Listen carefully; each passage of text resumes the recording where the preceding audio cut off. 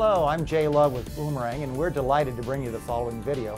One of the things I wanted to point you to is our website, where there's additional educational materials that we provide on an ongoing basis, whether it's a weekly webinar, ebook downloads, various blogs, etc., from experts from all across the world that will help you be better with your fundraising.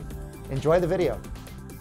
Hi, I'm Amy Eisenstein. I'm absolutely thrilled today to have fundraising legend Klein here with me today, and we are going to talk about relationship building and so many other important aspects of fundraising. So, hi Kim, welcome. Thanks Amy, thanks for having me. I'm so thrilled to be here with you. So, tell me, you've been in fundraising for a few years now, and I saw your session the other day, and we were talking about fundraising bright spots. Tell me, what is that before we get to, we'll get to relationship building in just a minute, but first talk about fundraising bright spots. Okay, so Fundraising Bright Spots is a report that my firm and another firm called Compass Point just put out last year. And the kind of short of it is, we're all consultants, right? So we get called in all these groups and they have problems and we help them with their problems, and we write a lot of books about problems and very prescriptive, how do you solve your problems? But somebody had this article about positive deviance. So they had this bright idea that we should look for groups that never called us. And we should say to them, what is your secret? And Compass Point and Klein Consulting, we work almost entirely with social justice groups. We work with groups that have budgets under $2 or $2.5 million. So we had a very specific niche, and we decided to try to figure out were there a cross-section of organizations across race, across geography, across issue areas who had been able to grow their individual donor program significantly and raise a very decent amount of money from it. And so we put out the word, we got about 200 nominations, we picked 16 organizations, and we really drilled down to see what they had in common. And that's our report. People should read it. It's a great report, actually, and it was very fun work. I love it. What are one or two of the key takeaways from the bright spots? Well, one, I mean, some aren't that surprising.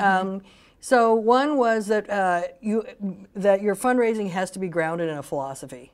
You have to kind of think, if I could raise money in any way I wanted, what would be the most mission-fulfilling way for our organization to raise money? Yeah. And I think and I do perseverate on this ever so slightly, because I feel like organizations have lost track of particularly what's the role of government. And we've privatized a lot of things, and we've let a lot of things go private. Yeah. But the private sector, you know, Emmett Carson and Aaron Dorfman, I don't know if you saw their session day, but they were sort of like, the amount of money that foundations give away is a rounding error in the federal budget. Right. So we have to kind of keep that in mind. So that was one philosophy. The second was fundraising has to be highly distributed. Every single person, janitors, receptionists, social workers, doesn't matter. Every single person has to understand it and know what they can do to help. So yeah, those were two. And then, of course, you know, a lot of the stuff that you talk about, being systematic, being disciplined, using data, you know. Good. So, yeah. Excellent. Yes, everyone should read it. It was a great report. Oh, well, thanks. And it's not very long either, I would say. It's easy to read. Yes, an easy read. So also, one of my favorite points that you made yesterday, or concepts that you brought up, was this fundraising experiment form. Would you share what that is and why we should use it? I love that. Oh, I love that too. I'm glad you caught on to that. So, so one of the things that people object to about, you know, okay, you're going to be a bright spot and you distribute fundraising everywhere, is that your board members and your volunteers and everything will come in with their really bright ideas that really are not. Yeah. And so what are you going to do about it? But every so often somebody does have a bright idea, and just because you didn't think of it, or just because it's not how we've always done it, doesn't mean it's not. So this group called Student Action for Farm Workers, it has a lot of young people working in it. I mean, that's the whole point. They have this form, it's called the Fundraising Experiment Form. And so if you think, I think we could raise a lot of money from crowdfunding. I think we could raise a lot of money by having a bake sale in front of a marijuana dispensary, you know, like they do in Colorado, right? Yeah, whatever. So whatever, right, is your thing. You write up, this is my idea, this is how much I think it will raise, or this is what I think it will do for us, because it's not all money. Right. This is how much it will cost. And then the staff, and some, I think, cross-section of board members reads through it, and then they decide, yes, this has merit, let's do it, or no. And then they do it, and then it either succeeds or it doesn't. But it doesn't matter, because it all adds to knowledge. And I think that was such an important point of the Bright Spots is they were totally willing to take risks. Yes. And if they fell down, they were sort of like, now we know, right? Right. And so their director, especially the development directors, weren't defensive. They weren't hiding. They weren't nuancing things, you know, the way people, not us, but other people far away have been known to do, right? Yeah, it's such an important point because I think so many nonprofits are risk averse. Yes. They're very afraid of losing money, of experimenting, of disappointing donors, so they're really not willing or able to think outside the box and try new things. And this fundraising experiment form, I love it. Somebody submits the form, a committee decides, so it's not just one person's stupid idea. Everybody either agreed if they go ahead with it, and then if it's a flop, right, what did you learn from it? And you know, sometimes it's going to be a success. I just think I love that takeaway. Well, you know, I think it's something we could borrow from really innovative social service agencies. They're always trying to figure out, well, what is the best way to work with homeless people, or how do you deal with PTSD or this or that? And oftentimes in agencies, you'll see that the program side is really fabulous, and the fundraising side is stodgy and dusty and boring. And then everybody's like, how come we don't have more money? Oh, I wonder, right? Yeah. Well, all right, let's turn to that. Let's talk about relationship building. What does relationship building have to do with fundraising, and why are we going to talk about it today? Oh, because I think it's one of the first things I ever learned. In fact, I remember, you know, it's one of the first things everybody learns, right? Fundraising is about building relationships. And I thought it was such a great idea. And then I was sort of like, I don't really know what that means. Right?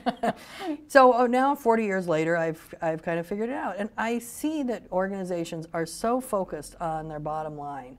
But a very important thing is we don't want a donation. We want a donor, right? We want somebody who likes us, who keeps giving year after year, who tells their friends.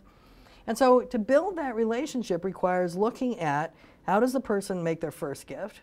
What would make you say yes the first time? What would make you say yes a second time? Yeah. A third, a fourth, a fifth time? What would make you say yes to a bigger request? Right. Ultimately, what would make you say, I'll include you in my will? And we don't pay nearly enough attention to that. We're very focused on, I think, way overly focused on major gifts. Finding the rich person who can give you a big gift and hopefully doesn't give you too much advice. Right? Yeah. I mean, it's very transactional. It's very, well, you know. I don't know. I'm going to push back. If major gifts are done right, it shouldn't be transactional at all. That's exactly right. Yeah, and you know, one of the things that I talk a lot about actually is major gifts, and I think the question is, what's a major gift at your organization? It could be $1,000, it could be $5,000, $10,000. So it doesn't have to just be those $1 million gifts. No, but it's possible. It's also possible, and I'm sure you've seen it, where the $1,000 donor is treated like an ATM. Yeah, or they're treated well, right? Well, then they won't come back, right? Right. Yes. That's right. So one of the big things that Roger Craver and a lot of people look at is this enormous churn we have in our, you know, very, very low retention rates and people just falling out all over the place. And I think it's very expensive. Yeah, yeah. What would you like those in the fundraising profession to emphasize more? What should we be focused on? Well, I think the idea that a donor is a whole person. Donor has whatever money they can give you. They have their network that they can bring in if they want to. They do have advice. It's not all good advice, but sometimes it is. They have ideas. They can take your message and educate other people. I think if you look at something like Mothers Against Drunk Driving, which is, you know, which wasn't a bright spot because it's too big, but I mean, it is 97% individual donors. And to me, the genius of that group is they realized early on we have one message: don't drink and drive. You can drink. Right. You can get soused. We are not against alcohol. We're not a substance abuse recovery group. Right. We are don't drink and drive. And by building their fundraising program, I think they really built that message out. Yeah. You know, and there's other examples like that as a kind of a simple one, but really smart and strategic. Yes, very thoughtful, yes, thought out. Yeah. Exactly. What was the power of the donor besides their money? That was I think that was a big question for them. Yeah. And I think you see that in the Black Lives Matter movement. You see it in Occupy. You see it in, you know, any political campaign that's worth its salt. The donors are also the voters. They're also the recruiters of the other donors and the other voters. I mean, it's very, you know, it's all part of a piece. Right. And that's what you want all donors to be doing, to be advocates and fans of your nonprofit. Exactly. So hopefully it's not just for the grassroots and politically active nonprofits, but they're the ones that are better at it, I guess, right now, right? Well, sometimes not. I mean, I think, like one thing I like about your work is I think you really do focus a lot on this idea of treating the person as a whole person. And, you know, people fetishize these concepts, like, for example, cultivation. Yeah. We should cultivate our donors. And I believe in cultivation, right? But it's so agricultural, right? we're gonna you know, feed them and grow them and water, and eventually we'll harvest them. And it's like, if you were a donor, would you really like to be talked about like that? It's kind of weird. Right? Yeah, I guess so. I hadn't thought about it that way, but you're right. That is weird. Well, let's bring it home and wrap it up with tips on relationship building, concrete tools or tips or actions that people should take to really build those genuine relationships. All right, so, well, none of this is going to be earth-shattering or original. I always say I've never had one original thought about fundraising. Everything I've seen, I took it from the public domain. But number one, thank before you bank. Thank. No one ever feels appreciated enough, right? Yes. And be genuine about it. I see groups that they send out, you know, the only thing you know for sure that your donors are going to read is your thank you note. They don't read your e-newsletter. Maybe they do, but you know, you don't know that. But they read the thank you note, and people send these crappy form thank yous. I'm like, seriously?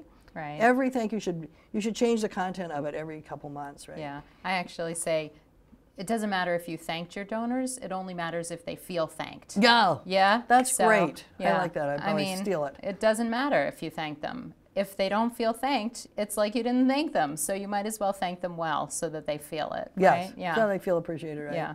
So that's one. Then I think also engaging donors in conversations other than about money. Yes. Right. And not just always, I mean, you talk about this too, not just always sharing, this is what we've done, Mrs. Jones, but more like, what do you think? Yes. You know, what else are you seeing out there? Yes. Right? Real conversation, not so much like, enough about me, what do you think about me?